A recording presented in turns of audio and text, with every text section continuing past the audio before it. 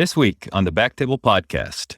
So that's the million-dollar question. So the Affordable Care Act came in 2010, and it's now 2023, and we are supposed to see a complete paradigm shift in how we're reimbursed. And we are all still largely reimbursed on a fee-for-service benchmark. So even the hospitals who have the opportunity to engage in some of these risk-sharing models, really, there's been very nominal innovation in this. And I'm not discounting the tremendous amount of work that any number of patient organizations, hospital systems, metropolitan systems have done. But it turns out healthcare is a big lift, and reforming healthcare is a big lift.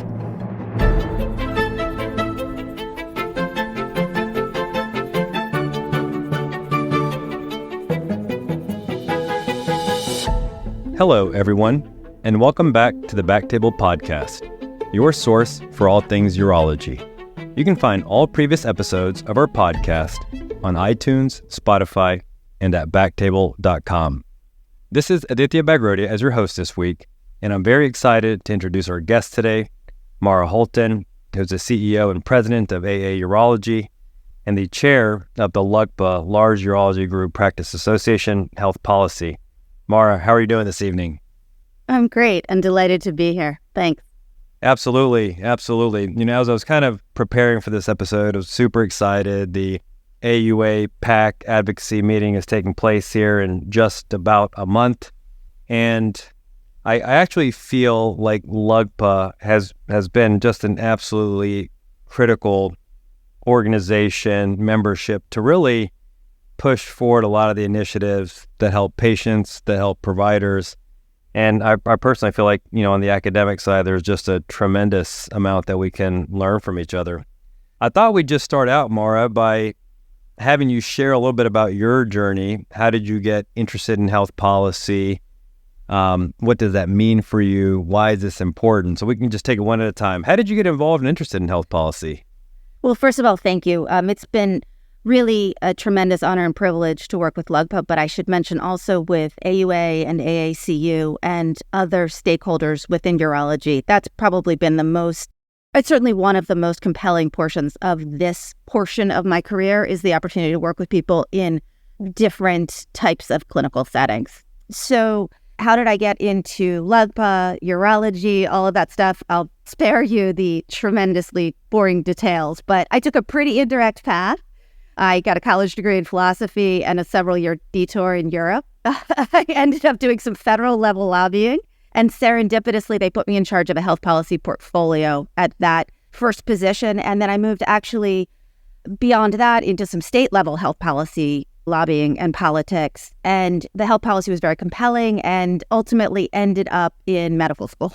So medical school residency, clinical practice, and then a decade and a half later, I sort of became tangentially aware of LUGPA and the health policy initiatives and found myself kind of full circle back to, my early 20s. Fantastic. So I think it's safe to say that you have some formal experience and expertise in health policy. And I'm guessing one fine day you were like, you know what, I think that at a systems level, we could do better for our patients. We could do better for ourselves. You know, I think that's actually remarkably astute. Essentially, we operate within this silo. Residency is so all-consuming. Junior practice years are so compelling. You're focused on getting your sea legs, solidifying your skills. You've got to get a patient base. You need to manage the routine and chaos of daily life. You might be married. You might have little children. I did. And you forget that we're part of a critical infrastructure healthcare system. So you're very myopic in your practice. And it's really been an extraordinary experience to come back into that with the degree of expertise that I now have and be able to advocate on behalf of my colleagues as well as our patients. And when we're talking about subjects, policy, advocacy, I feel like they can be these very abstract, nebulous terms. Can you maybe just summarize, if that's even possible, what health policy means for you? Yeah, I'll do that. And then I'll explain sort of the space-time continuum, and I'll put it all in sort of a very quick summary for you. But you're absolutely right. Health policy is incredibly nebulous, and I appreciate the opportunity to kind of define how we can intersect. Fundamentally, I think that we lose track of the fact that the way we get paid and the way that the system elects to remunerate and reimburse our work impacts how our patients get cared for. So fundamentally, we're all in healthcare and we're all in medicine because we're passionate about taking care of patients. Certainly, that's that's uniformly true, whether you're doing bench research or taking care of patients. The goal is always sort of that improvement in quality of care. And unfortunately, the system is nuanced and complex. And fundamentally, in order to protect things like innovation and access and infrastructure, we have to get into the weeds of these details of how healthcare is delivered and paid for. So I don't know that that's a really effective definition, but I do think that perhaps that sums it up a little bit. Yeah. I mean, I think sometimes when topics get more and more complex, then the explanations get a little bit more condensed. And I would go back to basically system-wide efforts, and that system might be within a practice policy, local, regional, state, national, that ultimately leads to better patient outcomes and also better physician outcomes, whether that's burnout, whether that's compensation, whether that's fairness, whether that's autonomy. That's up to any given individual, but that's maybe how I see it. What do you think about that? Well, so I was actually going to congratulate you for calling that out, Aditya, because I think that that's one of the most ignored pillars of healthcare infrastructure and reform.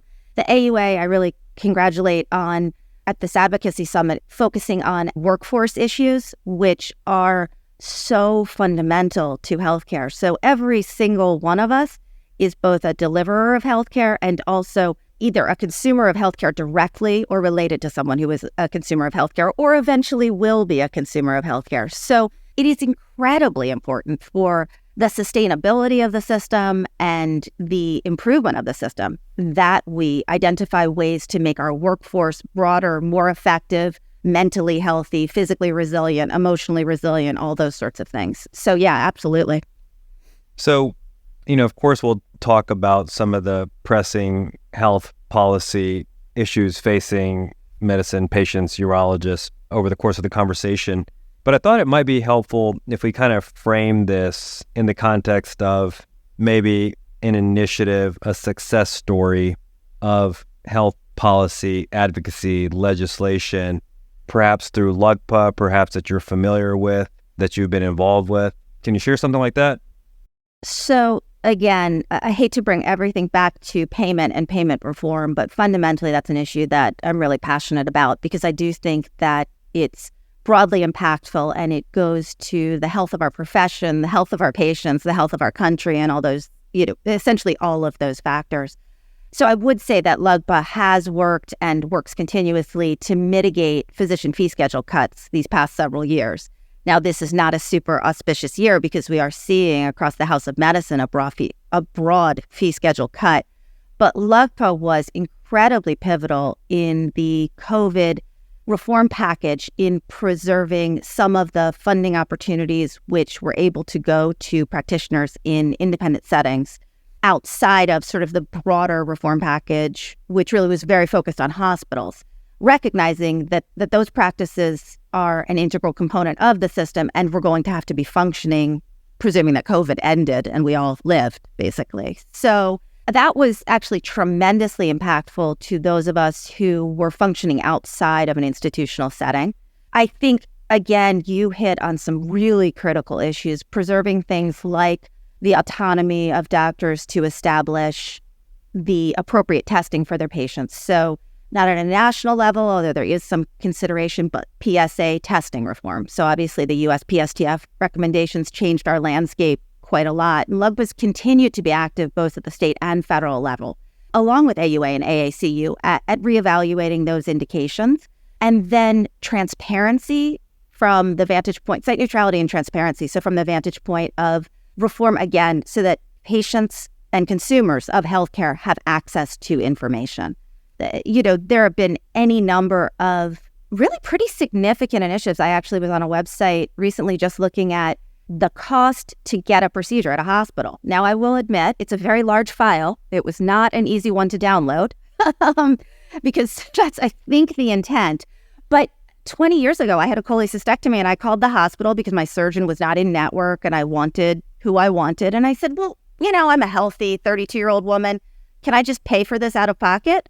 And there was literally no ability to even quote me a price. So things have changed. They've shifted. Yeah, that's really super helpful. And, thinking about these case series and how nebulous and large the system gets is crazy. And, I was preparing for this talk and reflecting, even over the course of my professional year, we've seen some relatively major macro changes from the president of our country, Obamacare, shifting from new presidencies and new health policies with Trump and then Biden. And I kind of thought about it. I was a little bit embarrassed over these last, call it 8-10 years. I still kind of go to work.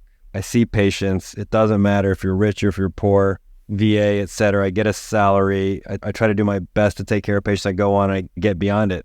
But clearly there's huge things, layering COVID, telehealth, that impact me. If I can't get paid for a telehealth visit today, that seems like it's an issue. It's a problem. So I absolutely appreciate that, somebody's kind of advocating on my behalf, on our behalf, on our patient's behalf. And again, I feel a little bit sheepish that it's not me.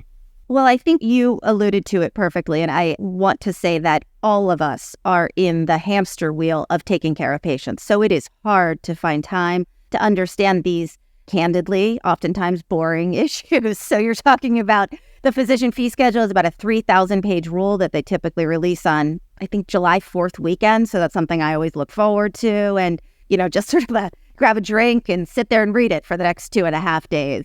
So, these are very complex, challenging issues. And I don't think that any of us should be chagrined about our ability to be directly involved in them or understand them. But I do think that we are all obligated to recognize that whether we like it or not, the choices that are being made at the state and federal legislative and regulatory level are going to impact how we can take care of patients. A perfect example, which again, many of these things are impactful, but hard to necessarily feel in certain interstices of clinical practice. So a little bit more insulated in an academic setting, although again, the chickens always come home to roost. But for example, prior authorizations. So I am quite certain that you, in your office, interface with patients who are unable to get a test in a timely fashion or the test that you want based on, sort of these prior authorization rules. And so I think that LUGPA has been very active and aggressive specifically about addressing prior authorization. I think the whole House of Medicine has. And that's sort of a perfect example of a well-intended consequence that perhaps is not in the translation certainly not benefiting us because it delays us and delays autonomy. It's probably directed at some very limited bad actors. I know I never order a non-medically indicated test. I'm sure you never do as well. But I certainly try not to. I certainly never do with intent. And I don't feel like intersecting with those prior auth rules benefits my patients terribly much in general. So again, there's balancing the system, cost controls, but also the ability of a provider to make an autonomous decision in tandem. So I guess it's not really autonomous, but a decision in tandem with his or her patient about the best test for that patient given their disease state. That's excellent. And, something I can appreciate how painful that whole process is, what a time sink and overall frustrating.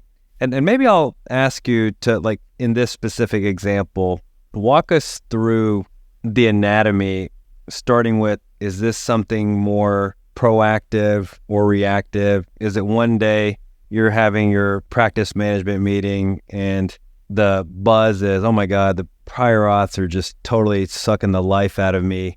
How does this go from an idea, a pain point, an opportunity of improvement to kick it up to the chain, get on somebody's agenda at Washington and actually do something about it?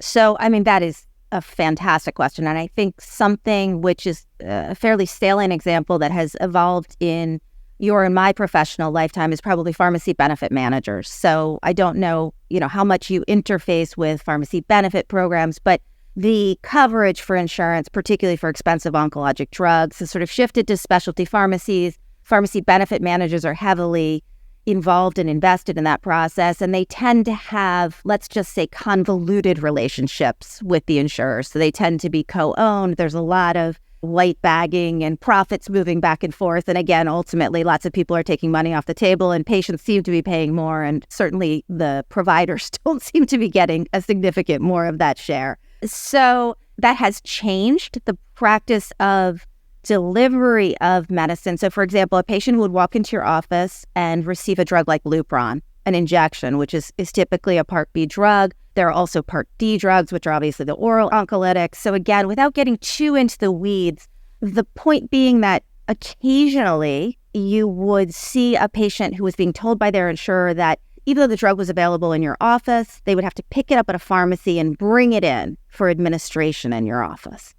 And so patients' ability to transport drug that perhaps needs to be inventoried appropriately or cooled appropriately. Again, these were theoretically cost-saving measures, but ultimately were not really improving quality of care and were leading to tremendous profits. And again, I am not impugning pharmacy benefit managers. They were invented for a good reason. The goal was designed to protect patients and ensure access to generics. But these things do get deranged over time. And so now patients are struggling to get access to drug. They're being told what drugs they can take on formularies. Again, that goes to how these PBMs determine what their formularies are. And we're being limited in our ability to deliver sort of critical medications in the setting where the patients are interfacing with us, e.g. in our office. So PBMs have, over the last year, gotten a tremendous amount of attention from Congress. But this was something that was percolating in our community for probably 5, 7, 9, 10 years before Congress really recognized it. And that gave us an opportunity. At that point, we put ourselves together and were able to respond to their queries. So that was a very roundabout and long answer. But I think your point about whether we are reactive or proactive, we are always playing defense. Unfortunately, in healthcare now, I feel like the opportunity to be preemptive and aggressive about patient care and about our autonomy and our roles is almost non-existent. You are constantly playing defense. Well, I appreciate the candor on that. And it sounds like if there wasn't so much defense required, maybe we could be proactive and focus on exciting, new, innovative initiatives more so than trying to work harder, get paid less, and be told how to do our jobs in some form or fashion. Well, so that's the summary. I think you've really broken it down. And again, I think that we were all raised in this milieu where it is a privilege to serve. It's a privilege to take care of patients. And we mostly don't complain. I mean, those of us who managed to make it through a surgical residency are sort of hardened to things like that. The problem is that, again, that has put us to some extent in this position really of playing defense as opposed to being, as you mentioned, the innovators, the advocator, the proponents of change. It's really hard to be at the forefront when almost every wave crashing over you is pushing you pretty deep underwater. So perhaps I'm not as much of an optimist as I should be. And I love being able to be involved in health policy, but it is challenging. Yeah, I mean, I think as surgeons, we're used to quick wins, right? You go to take somebody to the operating room who's got a kidney stone or prostate cancer, and 3 or 4 hours later, problem solved. So these longer game, multi-person legislative affairs are not going to be a easily visualized ROI like yesterday. So that's challenging. No, that's actually a really good point. So I love tangible, fast wins. So I do female pelvic floor. I do very few 3-hour operations. I like to do a sling. I'm sort of in, out, 30 minutes. A stone, when you said a 3-hour stone, I can't tell you the last time I did a 3-hour stone. So that would be something I would pass along to someone else at this point. So, I really do enjoy solving problems and solving them quickly, efficiently, effectively. So that is anathema or, entirely opposite to healthcare and policy.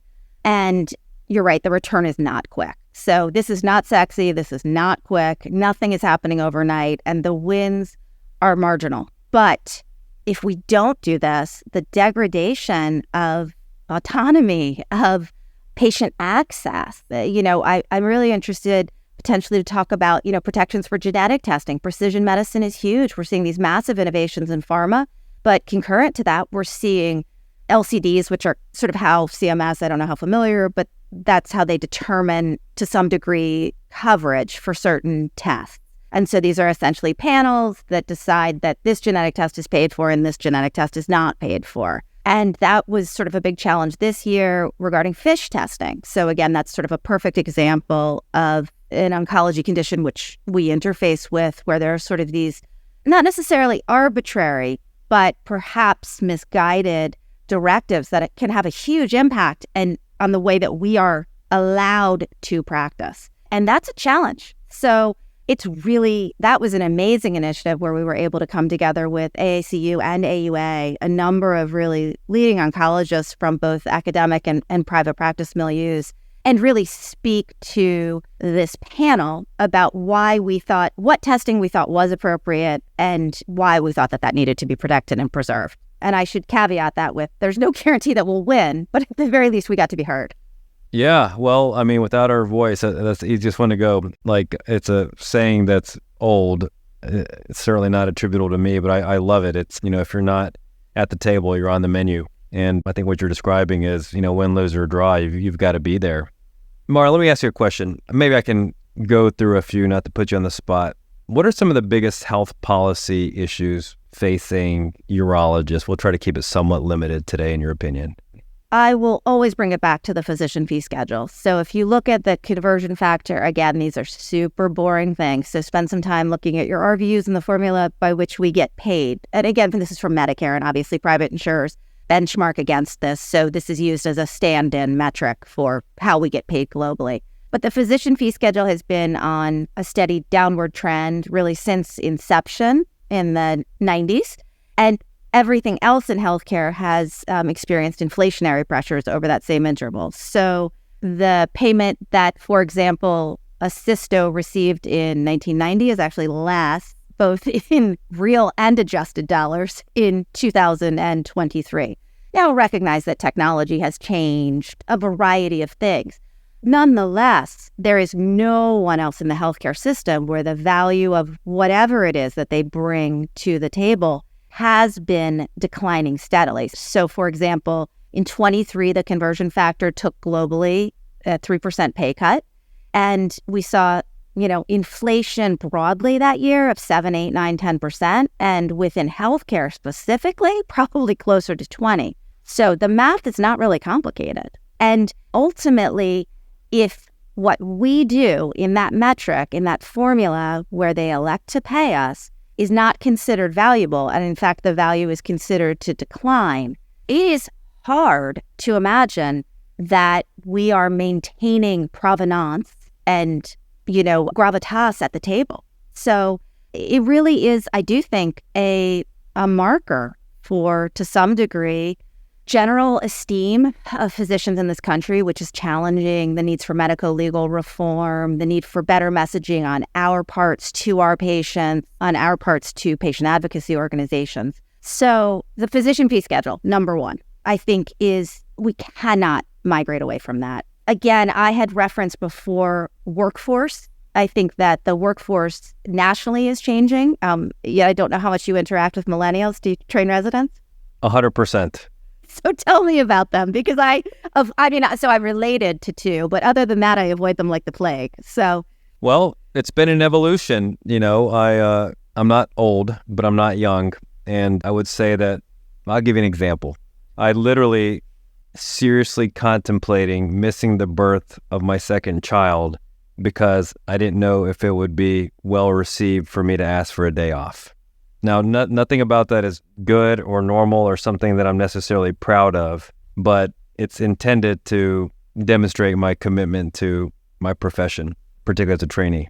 Now, these days, I would never want anybody to feel like they shouldn't absolutely be there for the ultrasounds and whatever and the whole kind of gamut. I think it's a different perspective, and my initial viewpoint on it, to be quite candid, Mario, was, oh my gosh, like what is going on with this next generation? But I've actually, I think, somewhat evolved to appreciate that people, what they value is evolving and maybe a little bit different from what I've valued. And these are very bright, accomplished people. I shouldn't dismiss them as lazy, etc. And I probably have plenty to learn. No, I mean, I've had a fairly similar evolution, and I'm certainly older than you. And I did indeed walk uphill in the snow both ways to school with newspaper covered feet. And I think I also missed the birth of one of my children so that I could go to work. So, and I celebrated that, and I don't think that should be celebrated. But I do think that points towards some pretty significant workforce changes. We are certainly seeing more women in residency. That means that we need, well, both maternity and paternity, parental leave policies. But fundamentally, for the time being, women still have to gestate children and deal with all of the attendant issues that may accompany a pregnancy and postpartum. The country has not been terribly evolved in addressing that globally, well, nationally. Certainly some other countries maybe have been more so, but you're exactly right. The younger generation is speaking, and neither the men nor the women want to be absent from those portions of their life where these sort of seminal events are transpiring. So I do think that is going to change our ability to run the system as lean as perhaps we had in the past. And again, I think that perhaps those payment schedules are based on the fact that 80, 90, 100, 120 hours a week was considered a normal work week. But if people aren't available to miss the rest of their life, well, you need to bulwark that with other people, and other people cost other money. So obviously, there are lots of conversations about scope of care and advanced practice providers and those sorts of things. But fundamentally, there really are some monetary conversations that need to happen. Now, AI is going to change medicine. AI is going to change everything. That's not really a very clever statement that I've made.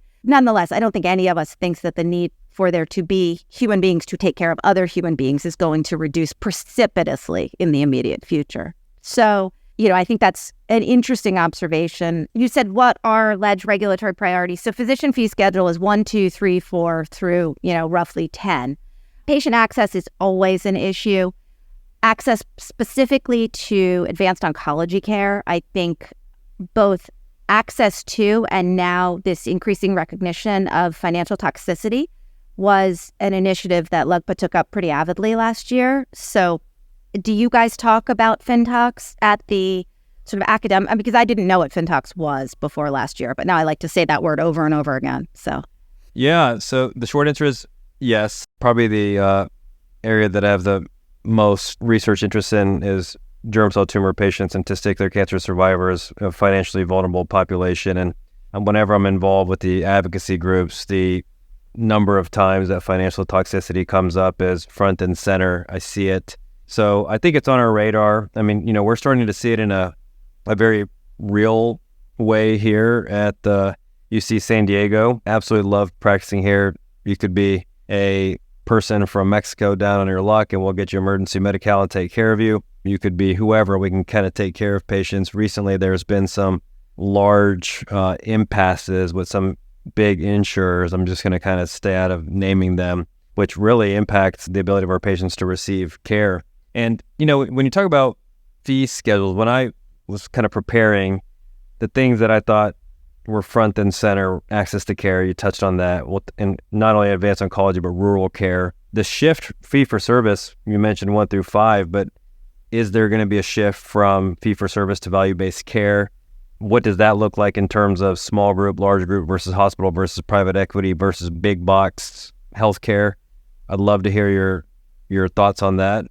So that's the $1 million question. So the Affordable Care Act came in 2010 and it's now 2023, and we are supposed to see a complete paradigm shift in how we're reimbursed. And we are all still largely reimbursed on a fee-for-service benchmark. So even the hospitals who have the opportunity to engage in some of these risk-sharing models, really there's been very nominal innovation in this. And I'm not discounting the tremendous amount of work that any number of patient organizations, hospital systems, metropolitan systems have done. But it turns out healthcare is a big lift, and reforming healthcare is a big lift.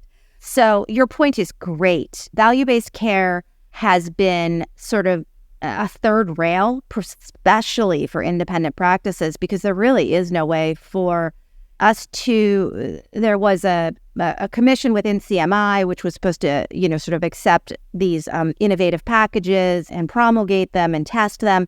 But it's just been very challenging. And really, It's called CMMI. And again, there have been very few of those programs approved. So absolutely, I don't have an easy answer. We certainly follow value-based care. We were, again, part of a coalition with AACU and AUA. I know it seems like we're always a coalition with AACU and AUA. I guess I could say positively that we are in general aligned with AACU and AUA. So for MIPS value program. So again, MIPS MACRA, sustainable growth reform, change in the fee schedule. And the idea is, perhaps we can interface both independent practices and urology specific in some of these value-based care initiatives to see if we can proffer some value. But, those are challenging. I mean, those are very challenging initiatives to get off the table. They're hard to explain. They're hard to metricize and do statistics on. Again, you don't want to discourage care to more complex patients, recognizing that those patients may ultimately cost more money to take care of. So there are just, this is a big, messy system and hard. So, but it's a great question. And again, you put it best. If you're not at the table, you're on the menu. So what's really important is that we remain present and engaged, because as opportunities come up, we become aware of them, we avail ourselves of them, and, slowly but persistently, we intercalate into the conversation and can be impactful in a way that we care about. I don't think that point can be overstated. And, to me, access to care, shift from fee-for-service to value-based, workplace shortages, compensation, telehealth, prescription drugs. I mean, these are huge, mega issues. With that being said, we have content experts absolutely within our field.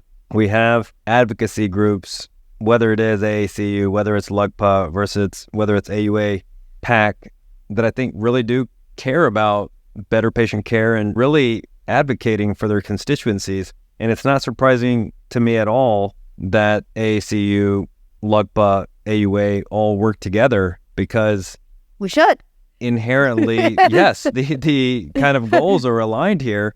And I think about telehealth, like Chad Elimuthul is testifying in front of Congress on behalf of why maintained telehealth programs are super important post-COVID. We have Ruchika Talwar, who's done tremendous work on prescription drug reform.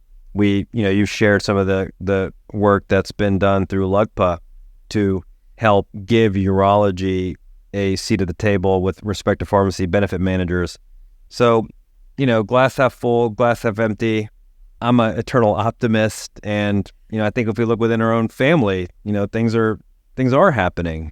So you're absolutely right about the fact that we should be aligned, and I do think patient access underlines everything. I think that for me, it has become increasingly clear that the system is a little bit precarious and that we depend on any number of things to ensure patient access. So to your point, for example, rural access. So more than 60% of counties in the U.S. don't have a urologist. So that is not to say that everyone needs immediate access to a urologist. Certainly, we hope not. But we certainly have an aging population, and the demography suggests that much of the country is underserved as far as GU providers go. Academic centers are not typically located in rural locations, and patients in rural locations may have to drive several hours to access specialty care. And we're like the solo guy or gal, and let's be honest, historically, typically guy, in a rural single practice, single practitioner setting, that just doesn't exist anymore. So how do we make sure that we protect patient access?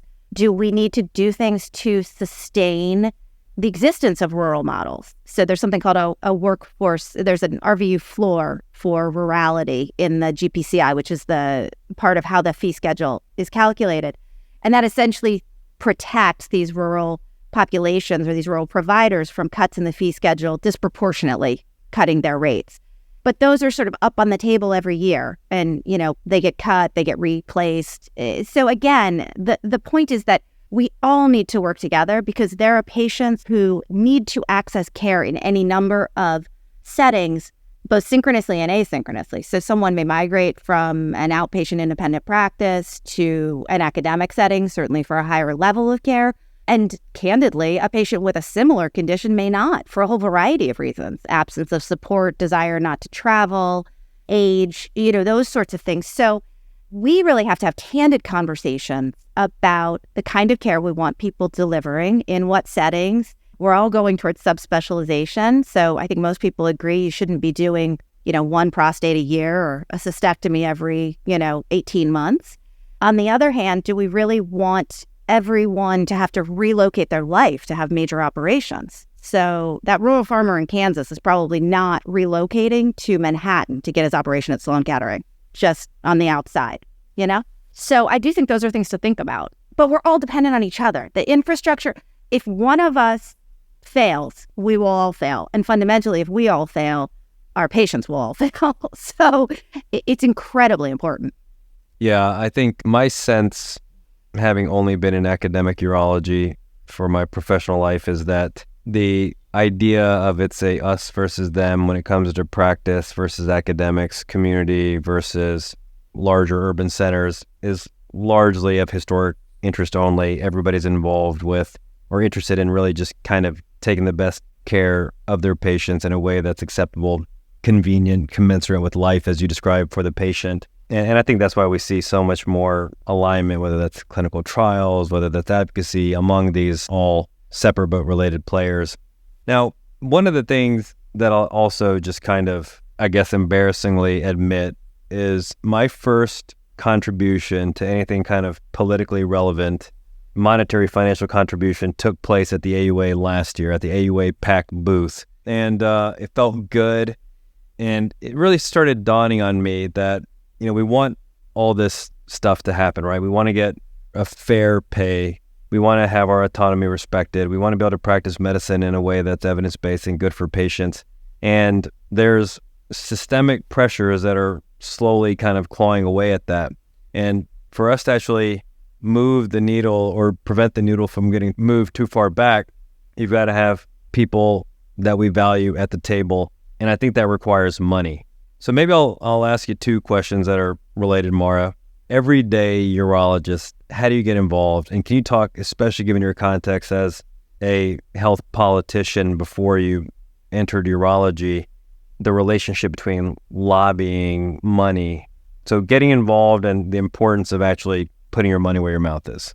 I mean, you've really sort of succinctly said it all. It is a fundamental of the system. So we can curse the rain or we can buy an umbrella. In order to weigh into the issues, we have to be able to have conversations with the people who are deciding about the issues. And in order to engage with them meaningfully and effectively, we have to engage with high-paid lobbyists and lawyers who help us both contextualize our message to people who are digesting just massive amounts of information on a daily basis. And I'm talking about Congressional Hill staffers and politicians. So, this is not as simple as, I think people tend to be reductionist and it's about money, but it really is about time, and time is a resource, and resources have to be sort of appropriated with value. And that's how we secure that resource. So that's just a fundamental fact. You can bemoan it or you can deal with it. If anybody wants to talk about finance reform and all those things, that's fine. But that's a separate issue for a different day. You need to get in front of people,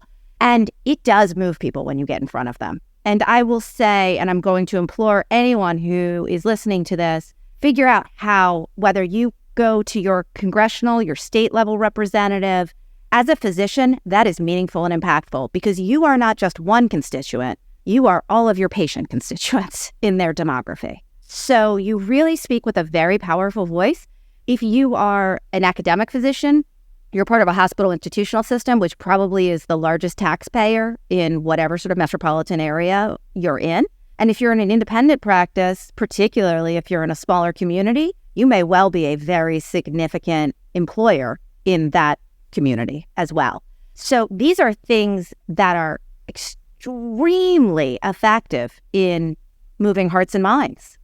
And the key is to get in front of people and help them understand how they can help us deliver better care.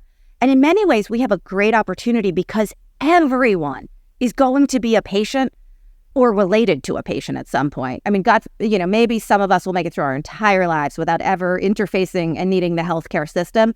But I can't imagine anyone is going to get through their entire life without seeing the benefit that the healthcare system provides to someone about whom they care. So it's really an important message, but it's also in many ways a very easy message to convey.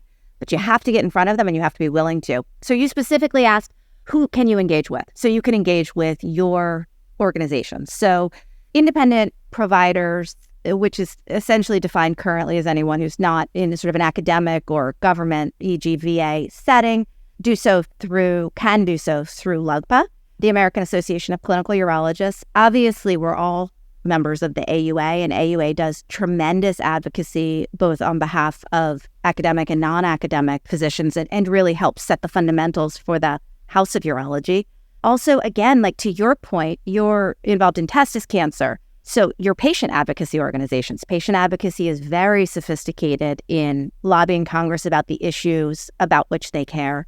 So there are lots of opportunities to go to your patient advocacy organizations and say, how can we help you make your message more clear to Congress, to the legislators to whom you're talking? What are you having trouble translating from a medical vantage point? Because patient advocacy is passionate, but not always necessarily as scientifically informed as we, hope. So I think that there's really pretty significant opportunity. And then the most important thing you can do, you're right, open your wallet.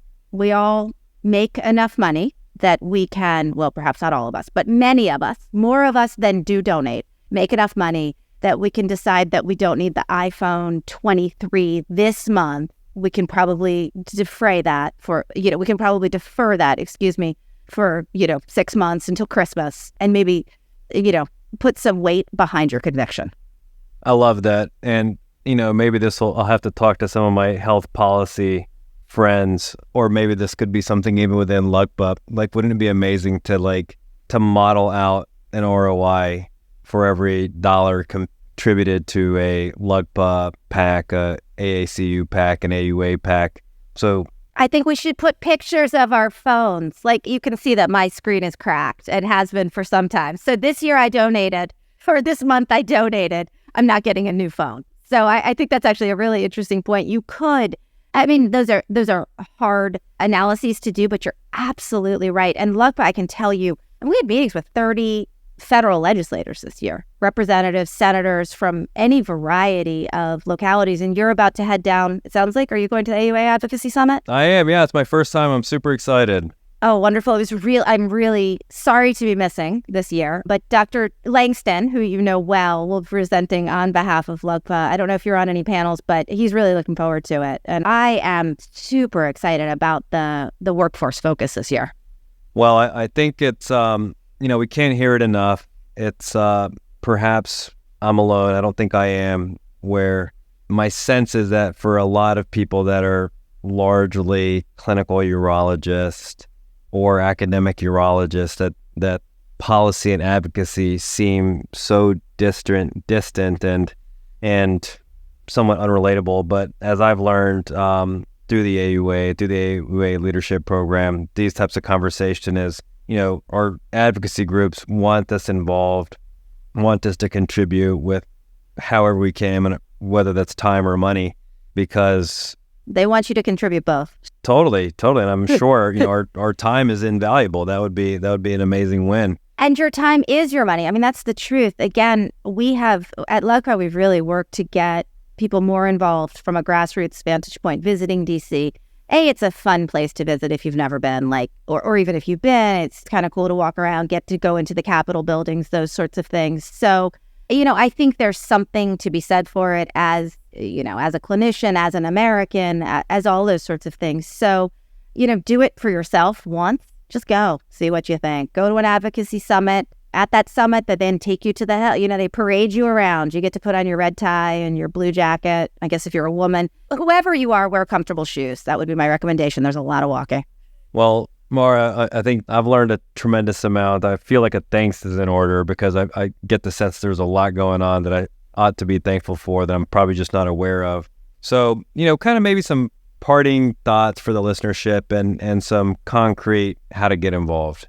So, first of all, thank you. This is fun. I love talking about policy. I think, my dog is probably bored of listening to me talk to him about policy. And I love the micro minutiae. So I appreciate your patience with me today as I go off on tangents a bit. But, again, I would say that all of our major organizations have fairly well-developed health policy and advocacy arms. They are all looking for people to be involved. And I do think you hit on it, Aditya. The donation of your time is probably the hardest thing to get from a busy clinician. I will also say, particularly those early in career clinicians, you're 3, 4, 5, you've got a 3-year-old, a 5-year-old, a 7-year-old, a spouse who also works, a partner who works.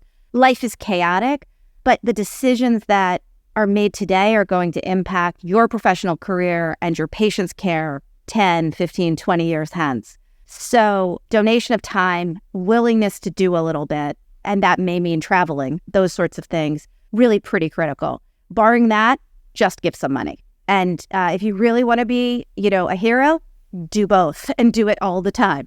So I love that. Well, thank you, Maura. Yeah, also sorry I'm not going to get to meet up with you in person at the Advocacy Summit, but surely at the AUA or somewhere down the way. So, well, Langston's my better half anyway. Josh is actually, so I will say Josh works, he's political advocacy. He's the face of the HP infrastructure and really does a tremendous job with Congress. So again, we see that both on the AUA and the, LUGPA side. All these organizations, it's really pretty integral. Policy and statute and our legislators, it all interplays to make the rules that, really govern our lives, even though we don't like it or know it. So it's big stuff. Perfect. Well, have a wonderful evening, Maura. Thank you again for your time and your expertise. I really appreciate it.